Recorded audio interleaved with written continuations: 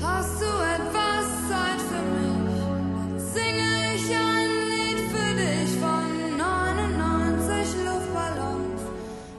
My current role is the Territorial Youth Secretary in the Australia Southern Territory.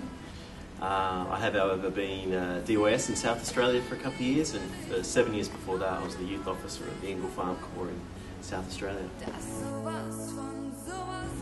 The thing that's kept me passionate about youth work, I guess, is youth. I think there's something just absolutely magical about seeing transformation happen in a young person's life. I think there's nothing like that look in their eyes when they've come to faith, or they've seen some kind of victory in terms of a justice or mercy initiative. I think that young people are kind of hard to resist.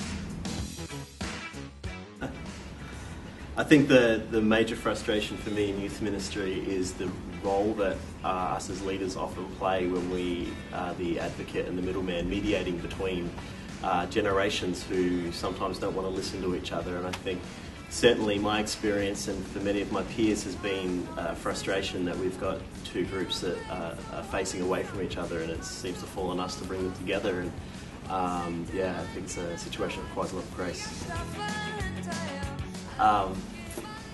I think it's the number of young people who I've seen come from some extraordinarily disturbing circumstances and have come to faith in Christ and have enjoyed a measure of autonomy and victory in their lives as a result of that and being part of his community, and the amount of them who have gone on to become soldiers and candidates and officers and who are now serving him selflessly and sowing the same kind of fruit, the same kind of results around them, and selflessly serving Christ and his church is the number one thing that I think warms my heart.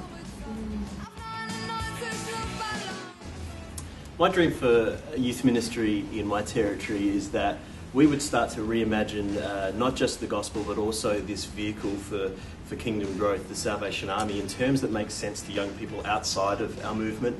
I think we get obsessed with how we're communicating within our movement, and we're in terms that make maybe other people comfortable. But my number one customer is the young person who doesn't know Jesus and doesn't know the church. How do we learn that language? How do we learn the language of the mission field we find ourselves in? And my desire for the Australia Southern Territory is that we would be one who is coherent in our dialogue with young people about what it is to serve Jesus Christ through the Salvation Army.